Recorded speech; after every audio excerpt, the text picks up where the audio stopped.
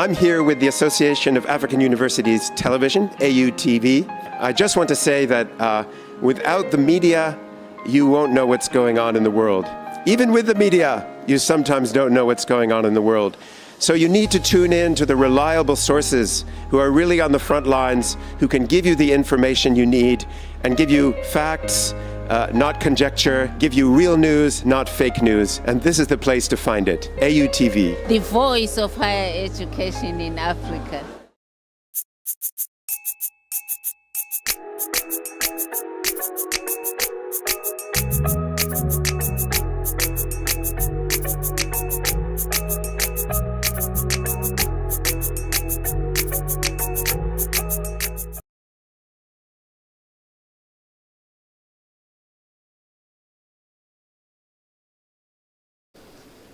Good morning and welcome to the Hello Africa morning show, coming to you live from the headquarters of the Association of African Universities here in Accra, Ghana. My name is Philemon Edwards and I'm doing this today with Jemima Daladam Duce. Good morning, Jemima. Good morning. You look like a lawyer today. Oh yes, today I kind of want to see my profession look a different profession, so that's what influenced my outfit. It won't be bad to see a brand expert getting into the field of law actually, and to probably give the law profession some kind of branding, you know. Exactly, you know. Anyway, so maybe watch out. Maybe. Okay, hopefully. Anyway, It's good to yeah. have you back on the show. You've been also like a couple of weeks. Yeah, I've been out for 2 weeks. I needed it actually, Okay. so I just went to rest, and I'm back with new energy, and yeah, we are here to work. So I can't wait to feel this energy. Obi. Anyway, so in today's edition of the Hello Africa Morning Show, we are discussing quite a number of issues.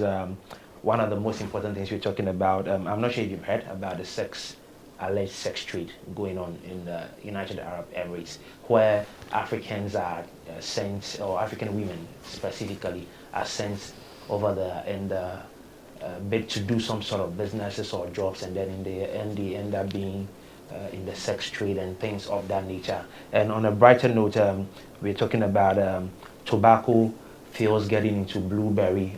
That is news in Zimbabwe. And Jemima, what do we have in lifestyle?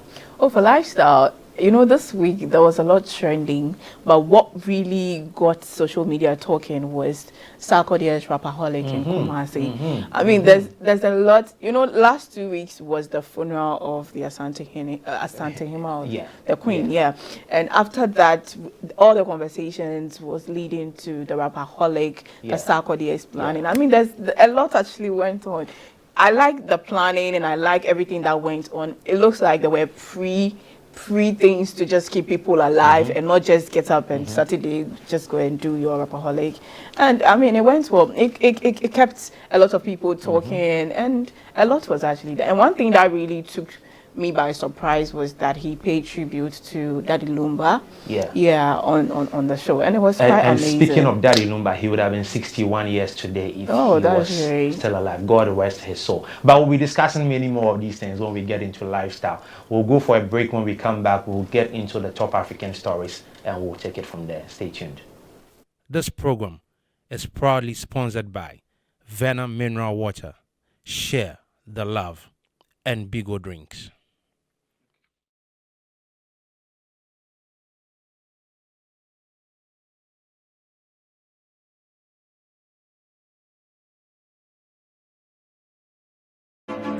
Explore a whole new world of exciting visuals with AAU TV.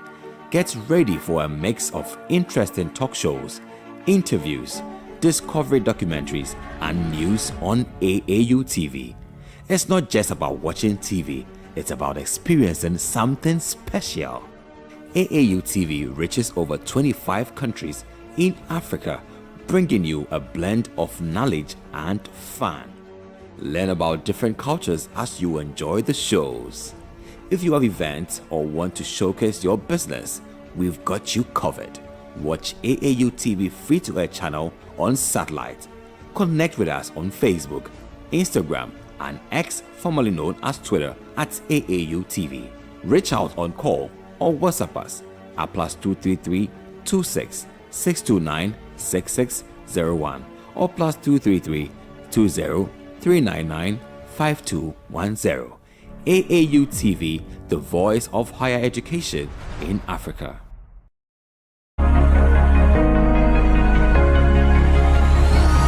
This is Hello Africa on AAU TV.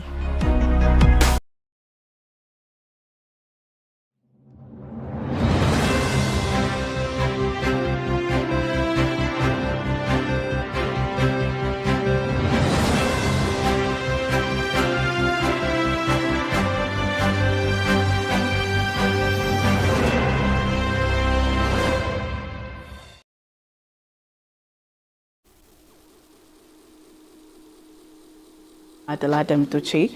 And to our first story, Japan's foreign aid agency, Japan International Agency, JICA, has cancelled its African Hometown Exchange program after protest and political backlash.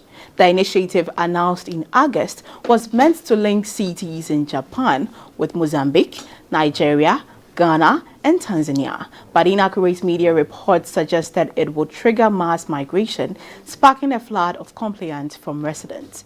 Overwhelmed local officials pushed for its cancellation amid rising anti-immigration sentiment in Japan. Japan has cancelled a cultural exchange program with African nations following protests and political backlash. The African Hometown Initiative, launched by the Japan International Cooperation Agency, was designed to link cities in Japan with Mozambique, Nigeria, Ghana, and Tanzania. It aimed to foster cultural and social exchange between communities. But inaccurate media coverage and misleading posts on social media sparked fears that the scheme would lead to a flood of migrants. Some critics mistakenly believed that the hometown status would grant Africans the right to live and work in the Japanese partner cities. The backlash triggered an avalanche of complaints from residents, overwhelming local officials to the point where they struggled with regular operations. JICA has since apologized to the affected cities, stressing that the program was misunderstood. It has now been cancelled, reflecting growing anti-immigration sentiment in Japan, even as the country faces a shrinking population and economic concerns tied to its democratic decline. Officials say they remain committed to building international ties and would explore alternative exchange programs in the future.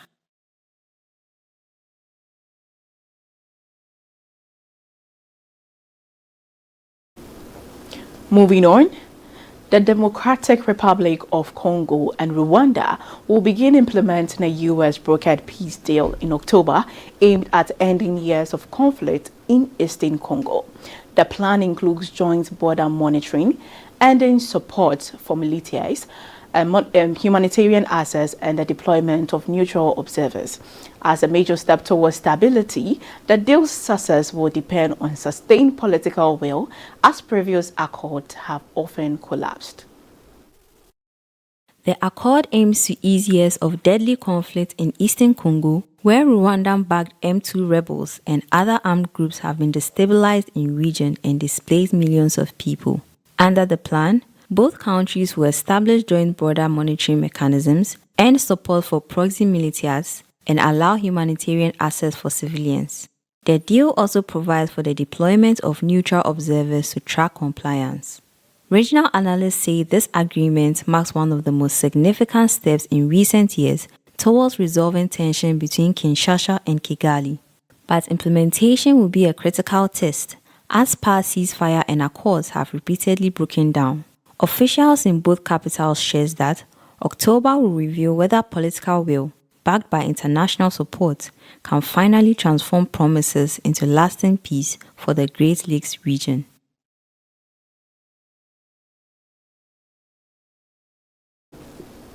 Also, Kenyan youth are utilizing artificial intelligence AI platforms to transform their careers, according to the 2025 country-level employability report for Kenya, launched at the UN General Assembly in New York.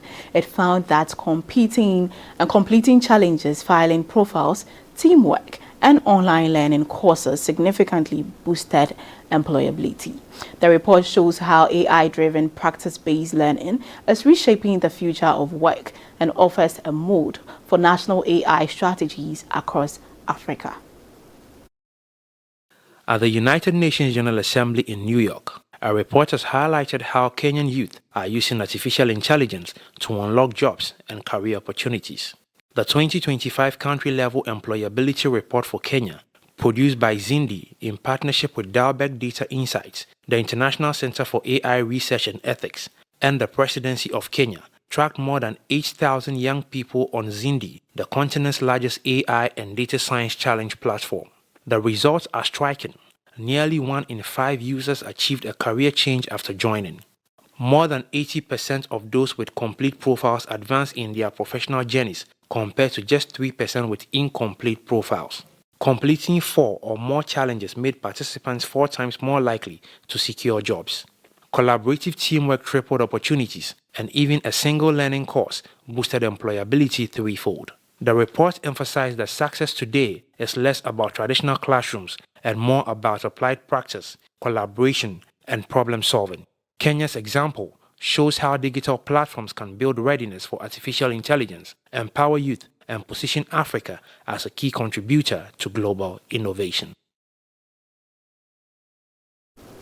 Also, Ghana's President John Dramani Mahama has launched the National Energy Combat at Bloomberg Philanthropies Global Forum in New York under the Mission 300 initiative led by World Bank and African Development Bank. The combat seeks to expand renewable energy from 4% to 30% by 2035, attract $20 billion in investment, promote clean cooking, and modernize energy system. The goal is to help cross Africa's energy gap where 600 million people lack electricity by delivering clean, reliable power to homes, schools, hospitals, and businesses. At the Bloomberg Philanthropies Global Forum in New York, Ghana's President John Dramani Mahama officially launched the country's National Energy Compact under the Mission 300 initiative. Mission 300, led by the World Bank and the African Development Bank with global partners, aims to connect 300 million Africans to clean, affordable, and reliable electricity by 2030. Ghana's compact outlines 4 bold objectives: expanding renewable energy from 4% to 10% by 2026 and 30% by 2035, mobilizing significant private and public investment, promoting clean cooking solutions, and boosting the productive use of energy to grow the economy. Energy Minister John Abdullahi Jinapor emphasized that Ghana's commitment under the Mission 300 will serve as a blueprint to attract $20 billion in energy investments over the next decade, focusing on grid modernization, renewable projects, and efficiency. This initiative comes as nearly 600 million Africans still live without electricity. By powering homes, schools, hospitals, and businesses, Mission 300 promises to transform lives by creating jobs, stimulating trade, and driving sustainable development across the continent. At the 80th United Nations General Assembly in New York, President John Dramani Mahama linked Ghana's sharp economic turnaround from falling inflation, a strong cedi, and renewed investor confidence to Africa's push for a stronger global voice. He promoted his 24-hour economy initiative as a job engine called Africa the Future and demanded a permanent African seat on the UN Security Council. At the 80th United Nations General Assembly in New York, Ghana's President John Dramani Mahama delivered a powerful speech linking Ghana's economy recovery to Africa's demand for global reform. He highlighted the success of his reset agenda, with inflation falling from nearly 24% last year to just over 11% in August, and the cedi ranked as the world's best performing currency. These gains, President Mahama said, proved Africa's ability to manage its own economic turnaround. The president championed the 24-hour economy initiative as a driver of jobs and growth, underscoring his vision of Ghana as a model for Africans' resilience. declaring that the future is African. He called for a permanent African seat with veto power on the UN Security Council. Reform of financial system he described as rigged against Africa, and reparations for slavery. President Mahama also pressed for sovereignty over Africa's resources, condemned the blockade on Cuba, decried the humanitarian crisis in Gaza, and warned that Sudan faces the world's largest refugee emergency. Closing his address, he urged protection of the UN as a global town square, celebrated women's leadership, and hailed Ghanaian excellence abroad. His speech positioned Ghana as both an economic success story and a Pan-African leader demanding a fairer world order. That is all for the top African stories. Up next is News Review. Stay tuned. TV, it's about experiencing something special. AAU TV reaches over 25 countries in Africa, bringing you a blend of knowledge and fun. Learn about different cultures as you enjoy the shows. If you have events or want to showcase your business, we've got you covered. Watch AAU TV free-to-air channel on satellite. Connect with us on Facebook, Instagram, and X, formerly known as Twitter, at AAU TV. Reach out on call or WhatsApp us at +233 26 629 6601 or +233 20 399 5210. AAU TV, the voice of higher education in Africa.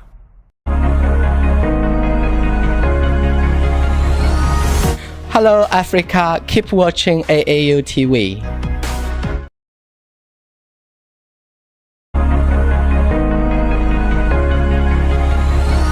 Hello Africa, keep watching AAU TV, the voice of higher education in Africa.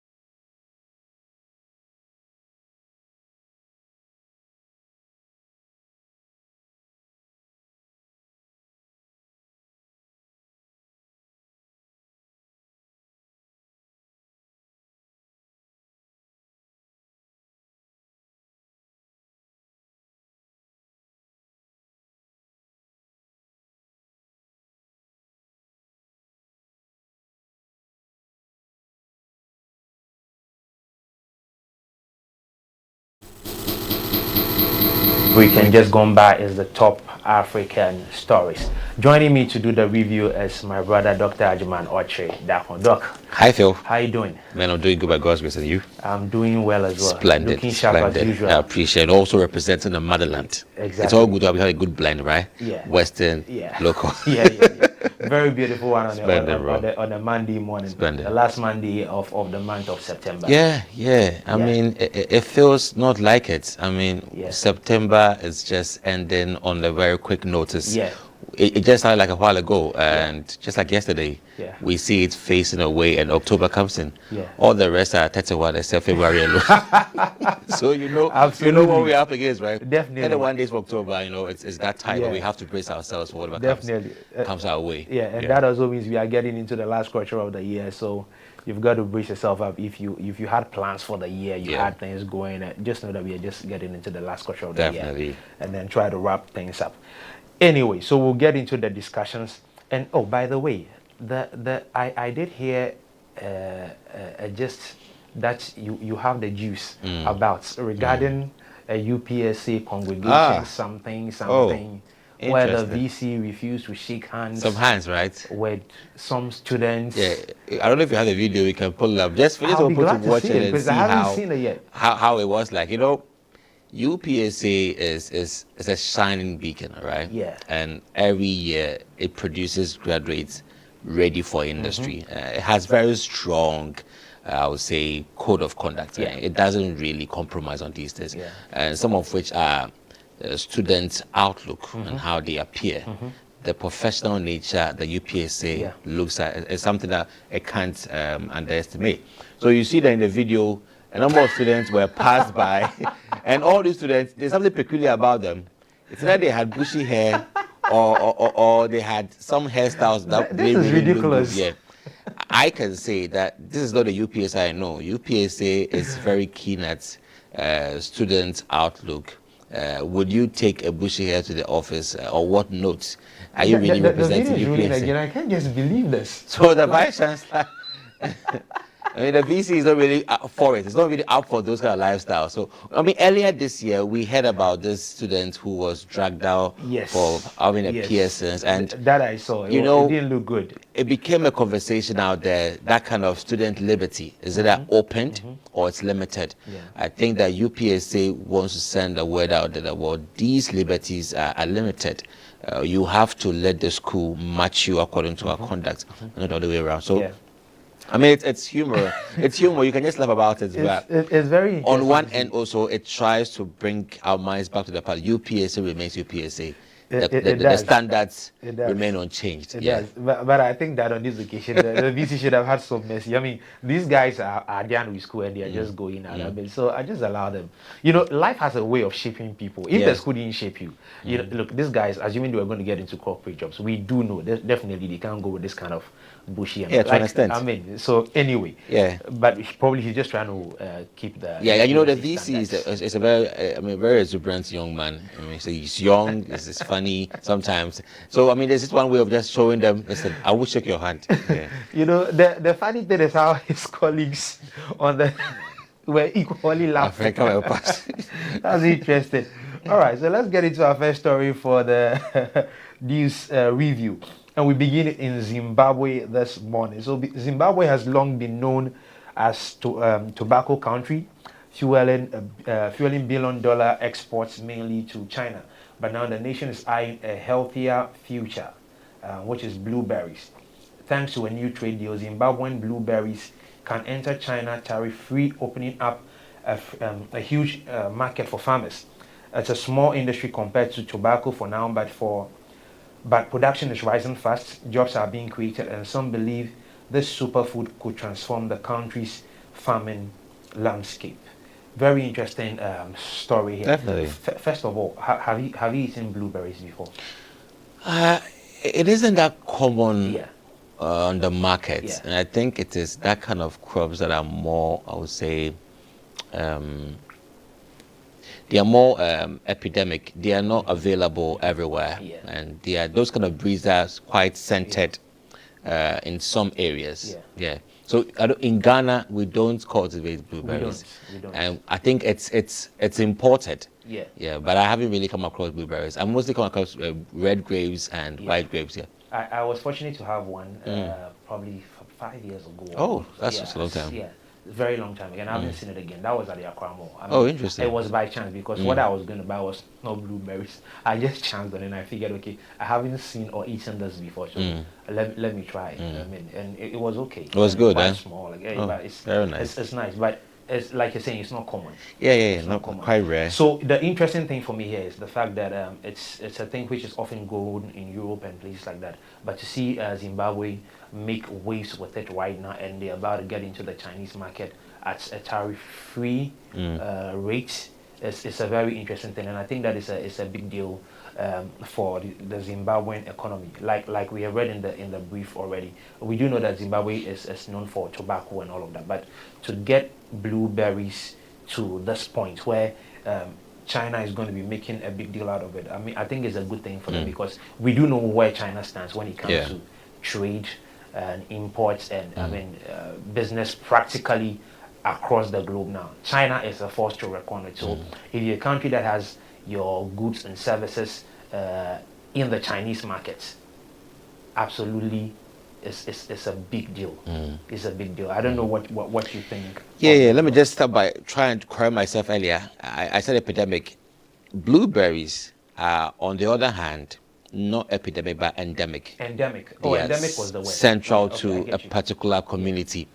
And not every country in Africa cultivates blueberries. So Zimbabwe is blessed to have that arable soil, which if you look at the storage trajectory, you realize that the soil they use to cultivate these blueberries have a special water, which they don't have. I think they import the water to treat the soil. So the value chain process that leads to the blueberry cultivation is expensive. But the good thing is that they've got a buyer. They've got a market for it, and that's a good thing. I mean, every good or service that one will harness should have a destination or a buying point, and that cuts your whole deal off. If you look at the Zimbabwean economy, this economy has come a long way. I mean, from 2008, it has been crawling. You remember some time ago, you heard that Zimbabwe had hit the highest ceiling of inflation. That was that economy Zimbabwe was trading on. Even though its highest export has not been blueberries, has been tobacco and its gold and mineral resources. So Zimbabwe is doing fairly not bad, but it wasn't easy in the 2000s. Now in 2023, 24, you find their GDP hitting 44.19 billion US dollars, compared to Ghana's GDP, which is $65 billion. So Ghana, on the other hand, does better. But at least they are trying to enhance their economic complexity in a sense that what are the other things they can offer, the other value they can offer to widen their export portfolio. So if not for gold, tobacco, or blueberries, then what else? And other minerals, and what else? Because apart from these very staple exports, importation is something which is a constant. That is also destroying the economy. Your GDP is your sum total of everything you produce. So if you haven't, I mean, other GDPs are hitting 200 million, and you are still with less than 100. It's not really good. So you have to strive. If you also look at the other hand, when it comes to their land size, Zimbabwe has a very good land size. Of 300,000 square meter.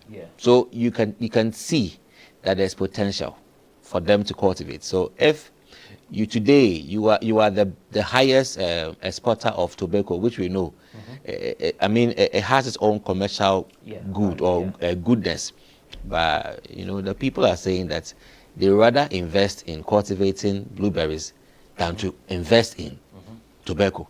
So what other more nutritious, more healthy export would they want to invest in? And that's how come they are putting all this effort to ensure that blueberries stay in the market. And China has done very well to open their arms wide to absorb them and also alleviate these tariffs of them.